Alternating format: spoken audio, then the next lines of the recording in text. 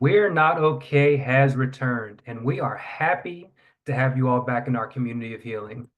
I am your host, Justin Stewart, and of course, I am joined alongside my co-host. Dr. Antija Allen. And as always, we have a great conversation ahead for you all. Introducing our next guest. Over the years, you may have seen him featured on outlets such as Fox Soul, The Kelly Clarkson Show, Rolling Loud, CBS News. He's been around for a long time. You've seen him. We're sure you've seen him. So we just have the pleasure of having him join us here today. So let's all give a round of applause as we welcome our next guest to We're Not Okay, Dr. Russell Ledet. It's so nice to be with you all today. I'm super excited for this conversation. Definitely. There's so much that you've done, so much that we're ready to hear. Yeah. I was not able to mention it, but you are also the co-founder of the 15 White Coats, which is when we came across you the first time through a Mhm. CBS News. It was either January 2025, if not December 2025, December 2024. So we're looking forward to a great conversation. So again, thank you for coming. Of course. So one of the things that we thought would be a fun exercise to try with you is Dr. Allen and I, as part of our regular workshops, we usually ask the question of from kindergarten all the way through college, or for some that through 12th grade, we ask the question of how many black teachers that you have, black professors that you have. For today's conversation, I would rather ask the question for you from K through 12. How many black doctors did you have, if you could think back to your time, or even throughout your lifetime? Ooh. Um, Black doctors. Um, I don't know if my grandmother having one, Dr. Jones, counts, but I never had one. I never had one. We Um, always we always joke that if you are have a black mother, then that's always the first doctor that you've always yeah. had. Yeah, my grandmother had a black doctor, and I had my first black doctor when I was in medical school. My primary care physician was Dr. Robert McClendon, an amazing, amazing physician. Um, and I remember the first time I met him, he was like, "You in medical school, aren't you?" And it was just a warming moment.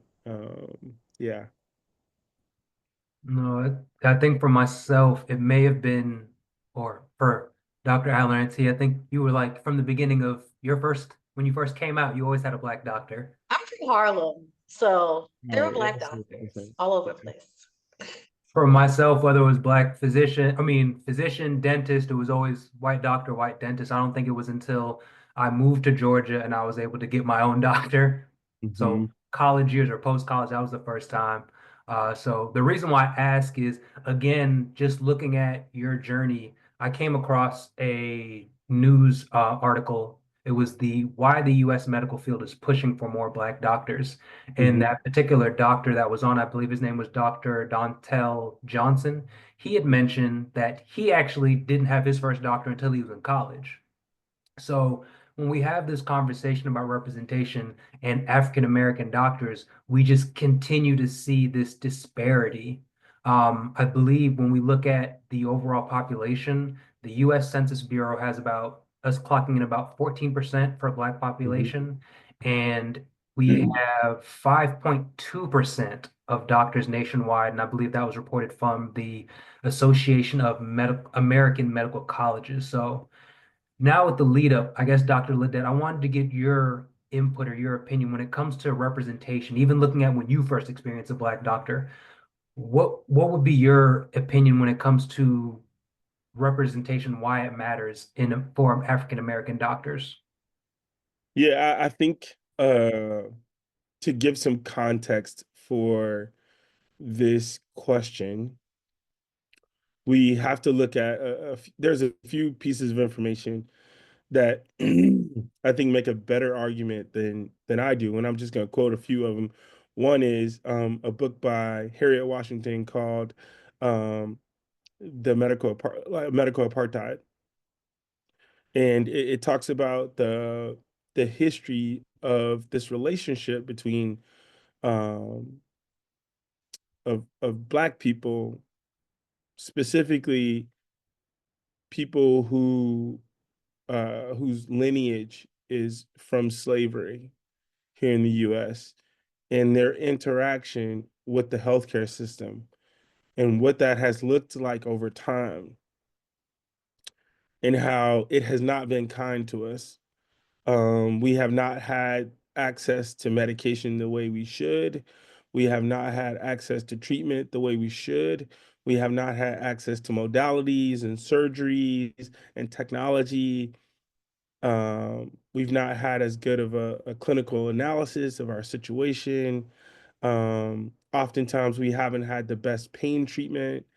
Um, and then our overall experience. So there's a component to medicine that people often forget, and that is the storytelling component of medicine. So every time a patient comes into a clinic and meets me, I gather something called a history of present illness. So it's essentially their version of what's going on. It's their story of what is going on. Now, I have this big battery in my brain of symptomatology that associates itself with certain diagnoses. And so I can go in that bag and say, you know, let me start to build a differential diagnosis. Let me start to say, well, it could be this, it could be this, it could be this. Let me ask these questions, right? The issue is that without some commonality of lived experience or an appreciation for a lived experience, in this space that we're talking about, when we're talking about like this experiential component with telling a story, there's this issue of, do I believe you? And does the story that you tell make sense to the life that I've lived? Now, if you come from an affluent background, or if you've never been around people who come from the communities that you're serving, then those stories that they tell will sound like fables. And then you got to think about it. Those stories that they tell, if not believed, will drive how medicine is doled out, how healthcare is doled out. So there's that piece in terms of this cultural discordance, this lived experience discordance, and how that plays a role in, like, in patients trusting, building rapport, storytelling, and then ultimately healthcare outcomes. So there's that part. There's also the other part, which is, so you talk about the numbers of Black people in the US, and it's around 14% according to the US Census. I think it's the 2020 US Census had us at 14.2 or something like that. And then you look at what the AAMC is talking about, which is like 5.2% of all physicians in the US are Black, right? And then if I'm not mistaken, I think less than 2% are male. So I'll use this snapshot example, and I think Dr. Uche Blackstock does an amazing job of talking about the experience of being a Black doctor, in her New York Times bestseller, Legacy. If I'm not mistaken, her mom was a Black doctor, from Harvard, and then her and her sister, Dr. Oni Blackstock, became physicians as well. Um, but I'll just tell you that, um, this 2% or less than 2% of Black males being physicians, what percentage of that are child psychiatrists? Less than 0.5%.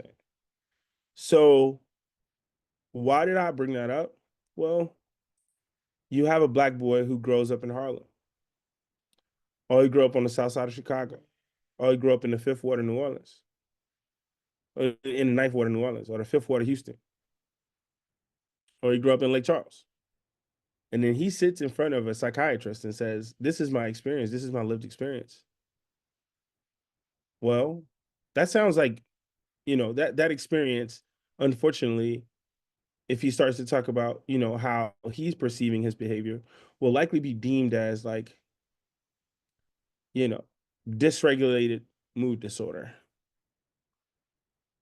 not like inattentiveness, hyperactivity, or a lack of stimulation, whether it's physical or emotional or academic wise. And so that means that the therapies that he will receive will be drastically different. Meanwhile, I can see that exact same kid and be like, oh, yeah, I've seen that in a number of kids who come from communities just like I did. That's not actually that abnormal. But when the system was built, it had none of us in mind. So the guidelines don't even take us into account. So that's a long, circuitous answer to say that there are so many components and touch points of healthcare and medicine that are um, not currently applicable to the lived experience of Black people in America. I love when you pointed out this whole or the commonality. I think that's where, in a lot of instances, we may miss the mark. We being U.S. society when we're in the medical field, I think there's been so many instances where I myself may go to the doctor, and there's all these presumptions where if it's a white doctor or even outside of white, Asian doctor, Indian doctor, where oh, you're having these types of symptoms because of X, Y, and Z. A previous guest of ours shared how during her pregnancy her doctor had made the statement that maybe you should lay off on certain things when it came to your diet. She was like, I know that your people eat like a lot of fried chicken or a lot of watermelon. And us hearing it, it was just like, that's crazy that you said that. And I think for her, it was just like, I wonder if this doctor even knew that that I'm a vegan. So it's just these presumptions that we place on other cultures because of our bias, because of our ignorance, because of X, Y, and Z. And to what you mentioned about the commonality, having somebody that's from not necessarily from the same neighborhood, but has an understanding, has a very bare level foundational understanding. That's kind of what makes the difference. When I was watching that same video that I mentioned a little bit earlier, when they were talking about exploring the U.S. Shortage of African American doctors, one of the things that they called out, which I think you've pretty much stated, is how can more Black doctors lead to a healthier country? And I look at it more so selfishly as an African American of how can we make our community a little bit more healthier by having those that are living that experience, that are in those same homes, that have the same types of Thanksgivings, that went to Big Mama's house, had all this soul food versus someone that's, oh, as you said, fables of like, oh, you all eat this and you kind of minimize it or somewhat demonize it versus having a Black doctor, having a Black physician, even having a Black dentist and being like, I understand, I have a better idea. I can come at it from a viewpoint that you're already very familiar with, as opposed to when we look at doctors, when we look at medicine, sometimes they're theorizing. It's just a theory versus I'm sitting in front of someone that comes at me with a real life experience, or maybe we have more commonality than you may think. So what's your impression about that of how Black doctors can actually lead to a healthier country? Yeah, I think there are a lot of touch points again where having more Black doctors can lead to a healthier country. I think there are assumed biases that are oftentimes eliminated as a function of commonality and lived experience, which is half the battle. You know, you talk about let's just take adherence for example. Um, you prescribe a hypertension medication to a patient. You need them to take that medication on a regular basis. You also need them to lower their salt intake and increase their hydration, right? Take a little more exercise and things of that nature. I would be willing to bet that if I trust you, I have a higher likelihood of following through on at least 50 to 60% of it. If I don't trust you, I'm likely going to walk away and be like, this dude don't know me from afar on a wall. I'm not listening to anything he's saying. You know, and so I think because Black people specifically in our country have been battered so much so that we have a legitimate reason to have strong distrust in the healthcare system, right? Um, Mending that relationship in a meaningful way is partly going to happen because we will have physicians who understand the history of how medicine has been doled out to Black people in our country, but also takes that into account when they interact with a patient. the people who are most likely to do that, who are physicians, are Black people. Because we have a stake in the ground. We have some set. It happened to us. For everyone else, it's lanyard. They don't have to do it. If they don't do it, nothing will happen. Oftentimes for us, if we don't do it, our community oftentimes will be like, hey, I think you forgot where you came from. Or, you know, like, we don't really rock like that. Come on, you better than that. But there's also like this internal cultural understanding and ethos around, well, we got to take care of us. Like, who else is going to do it? Not to mention, you know, I always talk about this during the journey to becoming a physician, the people who end up truly championing you in a way that is rooted and grounded in historical accomplishment are the people who understand where you started. There are people who like catch up along the way and they're excited for sure, colleagues, classmates, whoever, but they wasn't with you when you were shooting in the gym. They weren't, and they won't be. And if stuff hits the fan, they won't be.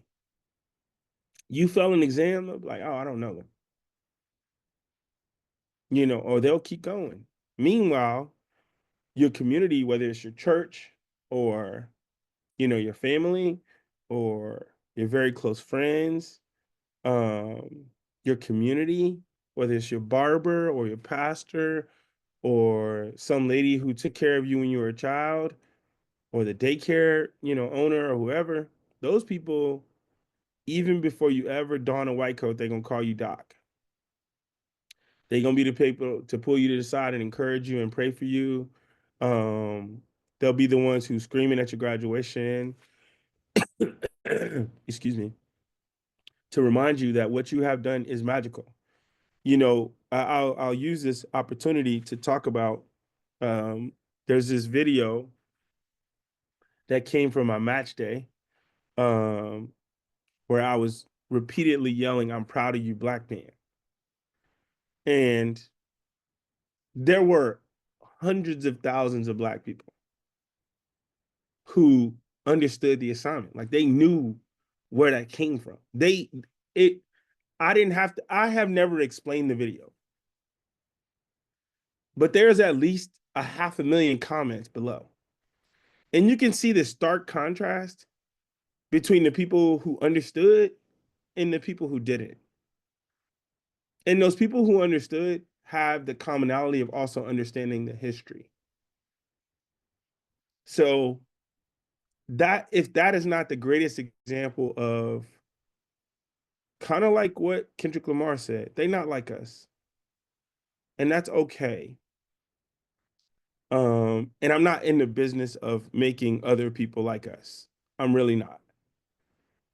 I'm in the business of ensuring that we gonna be all right. So the other Kendrick Lamar song, that was great. Yeah. When you talk about you know, a certain group of people who understood the video versus those that didn't, or being in a doctor's office and you're sharing your symptoms, your issues in a way that makes sense for you, and whether that physician or doctor actually understands you or not. It makes me think of my stepfather, who's actually from the Ivory Coast, Conakry, Guinea, West Africa. And one thing that he always pushed for was to have a doctor who came from a similar background, who spoke the same language as him. And so when I hear what you're saying, to me it sounds like I want someone who speaks the same language as me when I come into that room, right? Yeah. Because now I know they're going to understand me no matter what I say or how I say it. So that's kind of what stuck out. Yeah, I think to that exact same point. So lately I've been working with some friends, a close group of friends. So we have these screeners.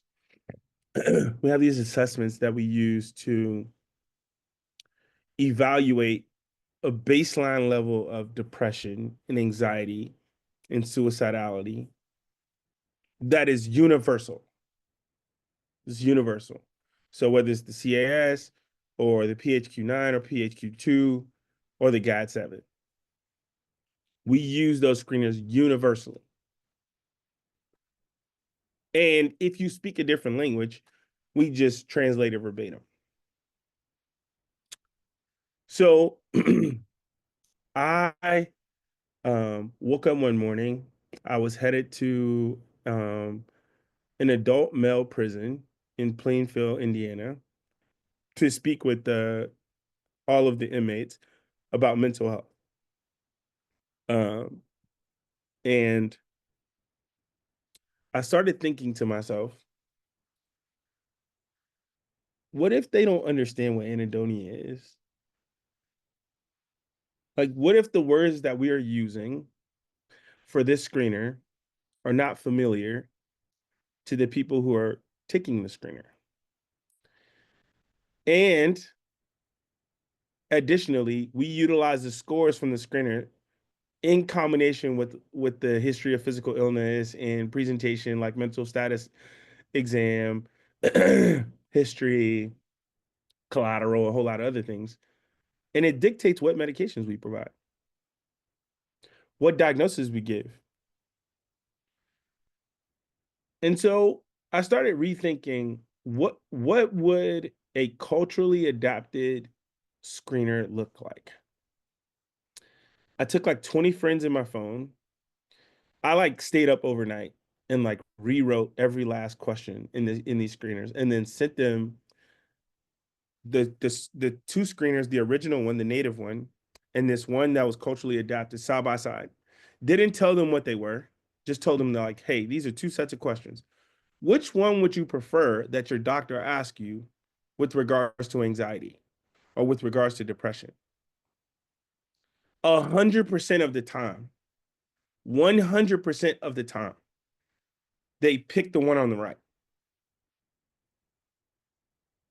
100% of the time, they were like, that one over there doesn't really jive with me. And like, that doesn't really fit my life. These questions seem like they're asking questions in a way that frames it in a way that I've heard it before. And what that tells me is that we are guiding treatment based on tools that are not designed to evaluate the people that we are treating, which is kind of how we do a whole lot of things in the US because we make a lot of things Eurocentric. And then everyone else is the exception, as opposed to understanding that there's a multiplicity to healthcare. There's a multiplicity to healthcare, and the applicability of a tool may not be great for a specific population of people because their lived experience is a component of how we should treat their healthcare. And so I guess I said all that to say that like you need physicians who think like that, who question the tools that we use to guide our care and say, how can we make this to be more applicable to the population we're serving? I had a guy, a psychiatrist, a child psychiatrist tell me, if you make this would be brilliant. Because I know there are times when I speak with patients who speak Haitian Creole or speak Spanish, and I know they do not understand the questions that I'm asking in the screener, even though it is in their language. And I said, in their language does not mean that it's linguistically framed in a way that they would understand it. And he was like, I was like, yeah, but you still use it to guide your treatment. He was like, yeah, because it's the only thing we have. I was like, it's the only thing we have right now. We can create something better. Like, just like this was created, we can create something better.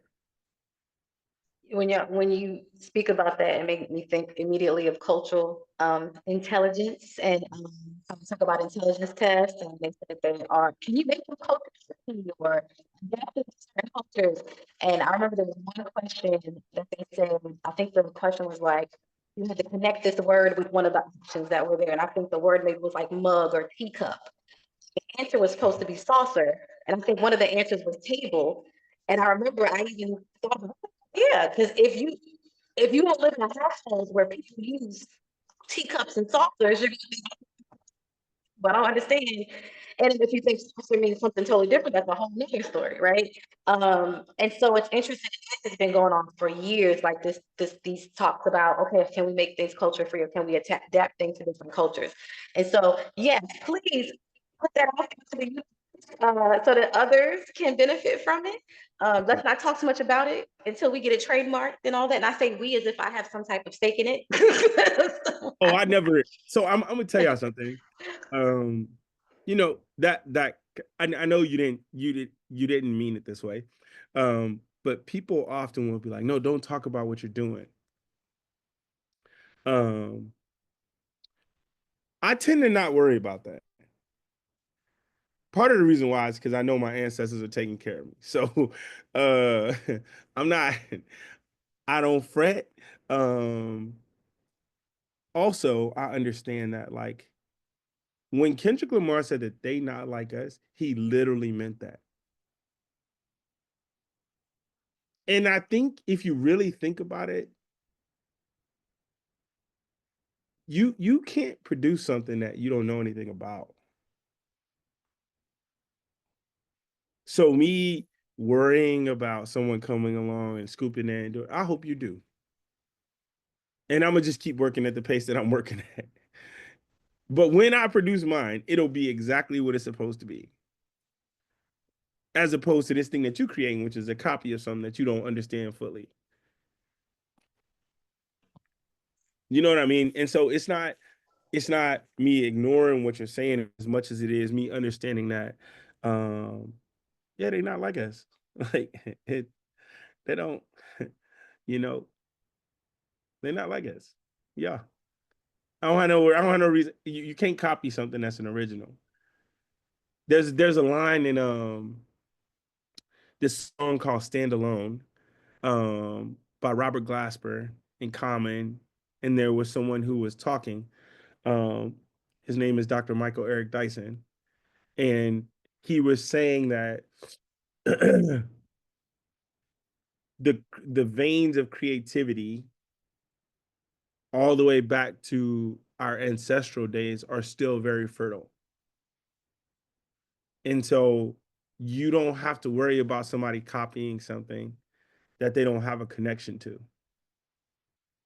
Like we still have a very strong connection to our ancestors. It's the reason why we wear our hair the way we do. It's the reason why we talk the way we do. It's the reason why we still listen to Big Mama when she prays. It's the reason why, we there are so many components of our life, even in a Eurocentric country, that remind us of where we came from. Um, and that and for some people is how we are guided. And so with that in mind, um, that's kind of hard to copy because people been trying to do it for a very long time, and that ain't, it's always ended up as like chicken that wasn't seasoned. We ain't got to worry too much. It ain't gonna never land the way they think it will. We ain't got to worry about that too much. Point taken, point taken. Today's episode is sponsored by BetterHelp. Here at We're Not Okay, a community of healing, we've built a space where individuals can come together to process grief, manage stress, and share truths that are often carried in silence. Now, healing isn't only about conversation. It's also about getting the right support when you need it most. That's where BetterHelp comes in. They connect you with licensed therapists online, anytime, anywhere. So you can get guided help from an expert in a supportive space you can trust. Therapy isn't just for the hard moments. It's also a tool for personal growth and development. And one of the best features of BetterHelp is that if you don't feel like that first therapist is the right fit, you can easily switch to a therapist that you truly connect with. With over 7,000 reviews and a 4.5-star rating on Trustpilot, BetterHelp is a platform that you can rely on. It's something that you can trust. So visit betterhelp.com/the not okay pod. Again, but it's going to be down here too. betterhelp.com/the not okay pod. And with that, you'll get 10% off your first month of therapy. Because just like this community, you don't have to work through life's challenges alone. You can copy, but you will never truly duplicate what we No. have. Truly, No. truly. Thank you. I want to make sure we transition because I'm looking at our time now. And I want to talk about the 15 White Coats organization that you lead with several other great physicians. And so if you can give us a little bit of background for us and our listeners on kind of where that came from, what it is, the Yeah. purpose, your mission. So the 15 White Coats was started in 2019. It's crazy. We're coming up on 6 years after a photo of 15 Black medical students at Tulane University was taken in front of this enslaved cabin on the Whitney Plantation in Agar, Louisiana. We went there to take that photo with the intention of showing the world how far Black people have come in spite of systems that were designed for us to never make it this far. That photo did exactly what we thought it would do. And instead of taking it for personal clout, we built a nonprofit. And our nonprofit has 3 arms. Our first arm is cultural imagery. So we put those photos in classrooms all over the world. We cover the cost. So you can go on our website, 15wc.org, and sign up for a poster for your learning classroom, for your learning space classroom. And it comes with a curriculum that talks about where is the next physician going to come from? What is the next physician going to look like? How do we know? What can what community can a physician come from? What kind of where do surgeons come from? Where do psychiatrists come from? Where do doctors come from in general? Where do scientists come from? Where do engineers come from? Oh, they come from all kinds of communities all over the world. So let's stop limiting our classmates. So there's that part. The second part is economic transfer. So the board for the 15 White Coats does not get paid $1. I've never gotten paid from the 15 White Coats, and we've raised millions of dollars thus far. We pay for overhead, and then we utilize 100% of our proceeds to provide programming to ensure that people who come from marginalized communities and disadvantaged backgrounds have a chance to become a doctor. So if that's through the Funding the Future Physicians Initiative, where, excuse me, we hold their hand and get them all the way ready for medical school and then pay for the entire thing. There's that. We also pay for board exams. We'll pay for people to go to conferences. We give scholarships to high school students. And all of it is built around us ensuring that economic transfer is continuously occurring because it costs a lot to become a doctor. The last piece is cultural literacy. So obviously in our country, there's an affinity for hiding history. There's also an affinity for picking and choosing which books are important and which books are not. And so we've partnered with a couple different companies. One now I'll mention specifically because they've supported us so much is Cummins. And we've made little libraries called Resilient Readers Book Clubs. And these allow for us to put little libraries in classrooms all over the country and allows for the kids to have access to books that reflect their lived experience. Because we know that literacy is a huge component and it's a huge predictor of where people will go when it comes in terms of career. Not only career achievement, but also in your satisfaction of your career. And literacy is a huge component of that. And so our thought is that, okay, let's get these kids books that they actually can reflect on and that is familiar to them, and then see where it goes. And so that's kind of where we hang our hat. We just had a huge CBS special um, with the amazing Michelle Miller a couple weeks ago. And super excited because we're getting ready to go on an HBCU tour. So we are going to HBCUs all over the country um, to promote this idea that maybe the next physician should come from HBCUs.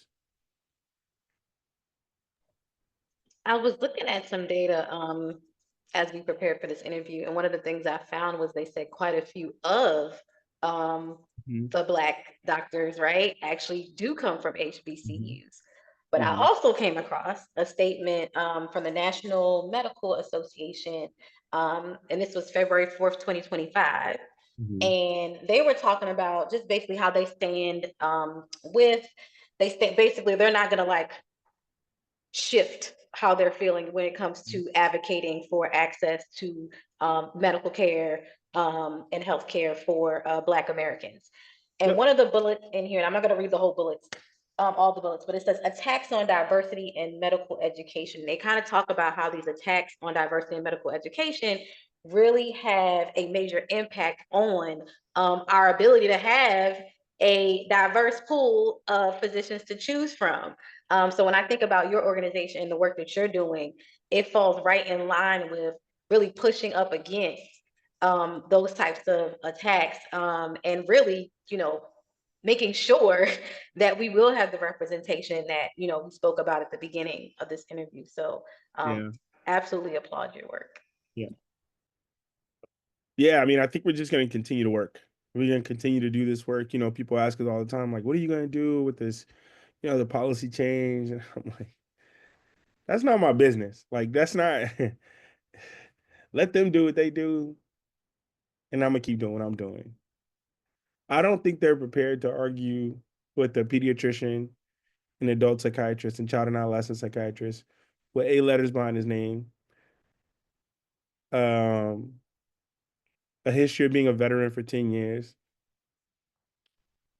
Yeah, I don't think they're ready for that. I don't think they're prepared for that. And then got like the entire Black world behind them. Yeah, I'm probably not the one you want to argue with. There's like people you might want to argue with, but I ain't one of them. I think I know a few things. Oh, I forgot. I'm also a scientist with an entire PhD from a top medical school in the world. So, like, and we can talk about the dollars and cents because I got an MBA. So, we can talk about whatever you want to talk about, however you want. We can talk about it, and I think I can run circles around you. So, do with that what you want. But understand, yeah, you're not like me. It's a lot. So I'll just take it in for everyone in the audience, just take in all the information that you heard. Because I think as great as it is to hear, it's always good to process, take it in, absorb everything that you're saying. I think I want to shout out. So I've never actually done this, but I want to make sure to shout out a friend of mine, Dr. Ben Davids, as you were Oh, talking about HBCU, because he went to yep. Morehouse School of Medicine. So just this concept of, we see what the problem is, we see what the issue is in regards to the lack or the low percentage that we shared. So I'm appreciative of you and the 15 white coats, like looking back at your history, looking back at your background. We won't dig into it too much, but you've shared your own journey from security guard desk to the medical field. In some Yep. instances, and as even as you listed off, this is why I am the person that I am. Whether you hear what comes out of my mouth, these accolades that you all hold to be true, I'll tell you or I will show you. Yeah. Regardless of how you process it, I know what I've done and I know what I'm here to give. Yeah. In addition, you've used the statement of from securing buildings to securing the future of healthcare, and this is what we're seeing. Mhm. When you look at what you've done to this point personally, what you look at what you've built through the 15 white coats. You mentioned the Funding the Future Physicians Initiative. You mentioned Resilient Readers Book Club. You've mentioned the HBCU Tethered Tour, which Mhm. is set to kick off Mhm. next month, or I'm Yep. sorry, for those that are listening, in March 2025. So it's just, do you take a step back from your humble beginnings to be like, wow, even if it's for a moment, it's just like there's too much more for me to do, for me to stop and kind of rest on Yeah, my laurels or Justin. let on my figurative coattails. Yeah, Justin, I think I'm kind of along the lines of there's still so much to do. You know, Um, I've been doing therapy with incarcerated boys now for almost a year now. And also now with people in reentry, adults in reentry, from the Department of Corrections in different states, as well as incarcerated individuals who are, and I haven't even began to tap into that bag of impact yet. Like we could transform the incarcerated experience. Not I'm not a proponent of the incarceration experience, but I do understand that it's a component of American society. And there's so much money behind it that it's not leaving anytime soon. That's the reality of it. And so my thought is like, where can I inject equity? Where can I inject humanity? Where can I inject healthy dialogue, um, and exploration of the mind, so that when these people do get a chance to go back home to their families that they love and their friends that they love, they're in a tremendously better place. And who better to engage with them than someone who understands where they come from? It is remarkable the response to mental health education amongst incarcerated people when they sit down with me. The first thing they say is, I've had so many people try to get me to address my mental health. You are the first person who made me take it seriously. And we talking about after like 2, 3, 5 minute conversation. We're not talking about we've been talking for weeks. So that means that there are so many opportunities that are missed because we don't have people who have lived experience. And so that means that I got a lot of work to do. And I'm okay with that because, my ancestors didn't give me all this information for me to just waste it. This is not for me to become popular. This is for me to make sure that when I die, we done did something right. Yeah, it's about the work and Yeah. the work that needs to be done. Yeah. I think as you mentioned that, and again, looking at the programs and again, looking at your journey, for those that are listening, for Black and brown boys, girls that may be interested in going through this field, whether it's becoming a doctor, whether it's becoming a dentist, whether it's becoming a psychiatrist, and they may deal with whatever challenges or obstacles that, or just optically speaking, they may not see pathways that would take them from where they are to a profession such as yours. What, Mhm. I guess, what would you share for them? And I guess even looking at, like, I have conversations with my nephew, he's 16, so you're at that age where things still are, you're still too cool to be worried about things, but in the same breath, it's like this is the time where you really need to start thinking like, what do you want to do, and what do you, in your mind, what do you perceive that you can do? Not to look at yourself in like a small, as a small thing, just look at it from a grander stage. So I guess again, reiterating, what would you say for those that may have challenges or may want to pursue this type of industry when it comes to the medical field, that may feel as though the world around them is not allowing them to proceed as such? Yeah, I think the first thing that I always tell young people is, um, you need to seat your motivation in the right seat. So if your motivation is to like, um, prove to your colleagues that you're smart or anything, yeah, that's probably not the right seat.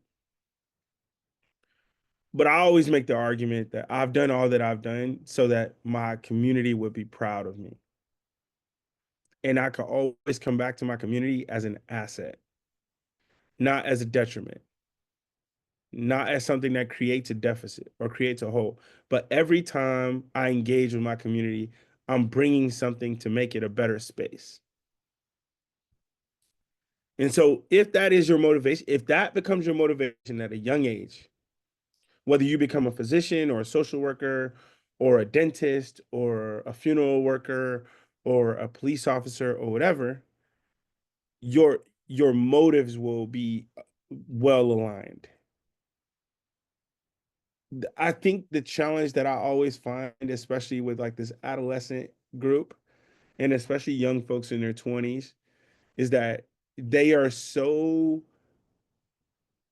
worried about what their peers will think, not understanding that their peers are in the exact same position as them. I also think that it is still very valuable to rely on the information of the elders, the people who have gotten over it, the people who know tried and true what works and what doesn't work. Um, I think we have thrown away what we call antiquated approaches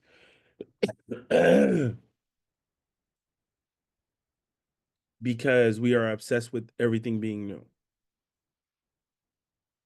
The problem with everything that is new is that it doesn't have enough data about whether or not it will work well. And you won't know that it failed or it is failing because you're part of the experiment. I said recently in an Instagram video, hard work is still a good formula. Hard work is still a very good formula. It is a tremendously good formula. Consistency, dedication, discipline is still a very good formula. As a matter of fact, I would be willing to bet that 99.9% of the time, it works out well. Because more often than not, your competitors fall off. But the only way you can establish that consistency, the dedication, the persistence, the resilience is excuse me, is if you're resilient, is if your motivation is see it correctly. If your motivation is I just want to beat out my colleague, and then your colleague falls off, well, then you start to think, oh, I'm good. But the problem is, I mean, the other side of that is that if your motivation, which for me, this is my motivation, is to be a consistent and ever evolving asset for my community, then my community is ever evolving. Meaning that I need to continuously gain new tools to be an asset to my community.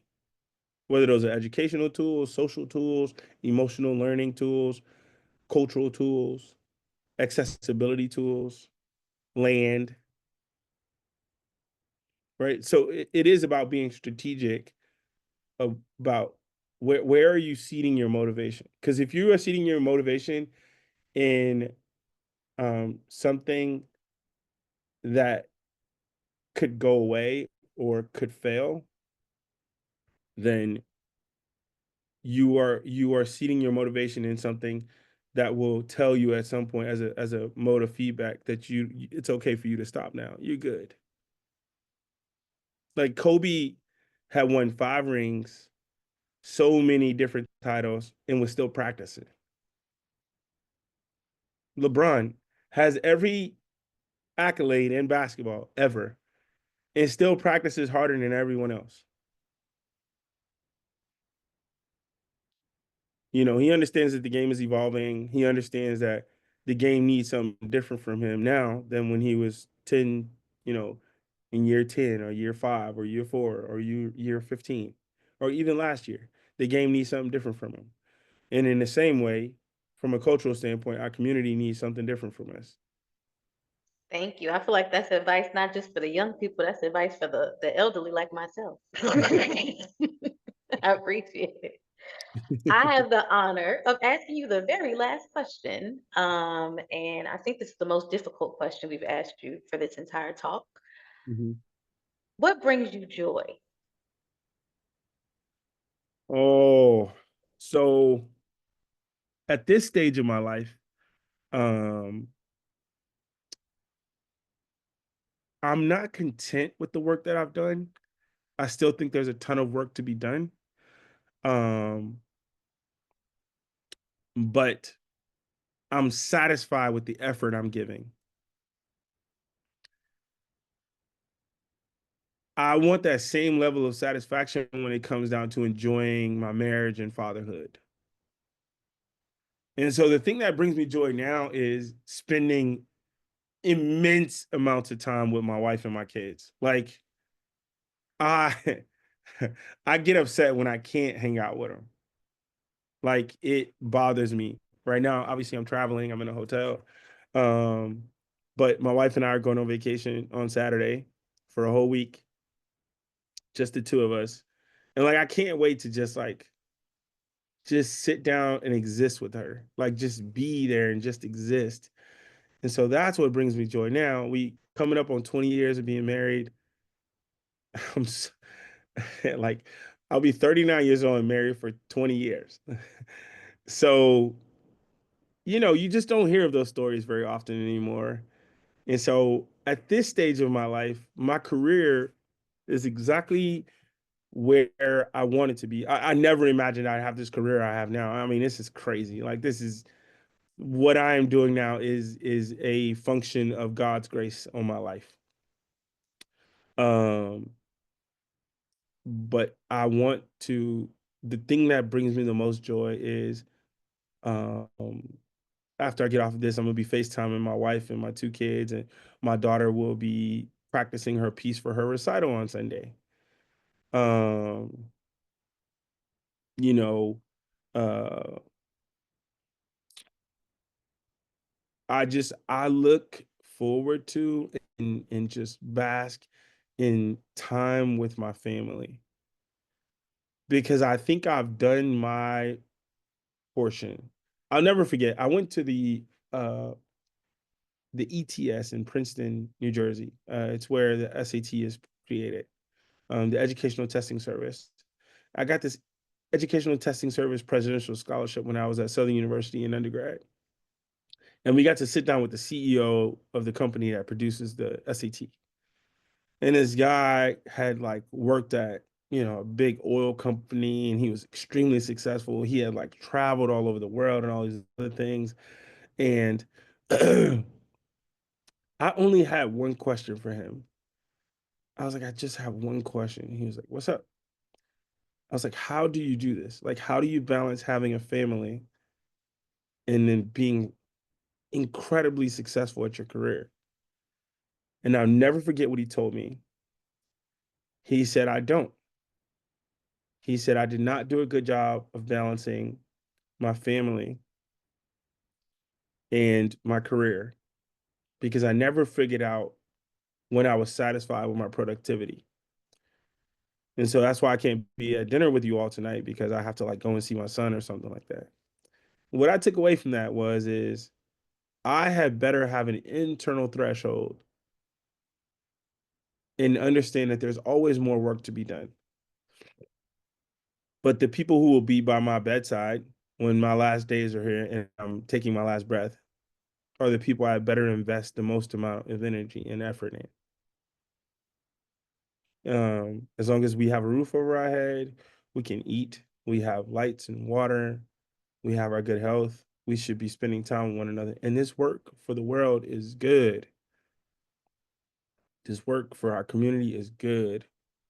But if I don't, you can't pour from an empty cup.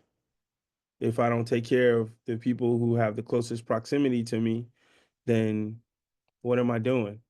Like, what am I doing all of this for? And so I think the thing that brings me joy now is just spending time with them. Thank you for that. I had a whole bunch of other stuff, but I think thank you is enough. I think what you stated is something for all of us to keep in mind, even when you're relating it to the LeBron analogy, is just there's a point where cup runneth over, and you have to mentally make that as you're, climbing the corporate ladder, whatever it may be, you're aspiring for so many more things while sometimes you may be neglecting some of the things that are more important to you. So it's just that retrospect that I appreciate you providing to us through your joy. So even through your joy, I can't wait to go downstairs and have dinner with my wife after this. So thank you for that.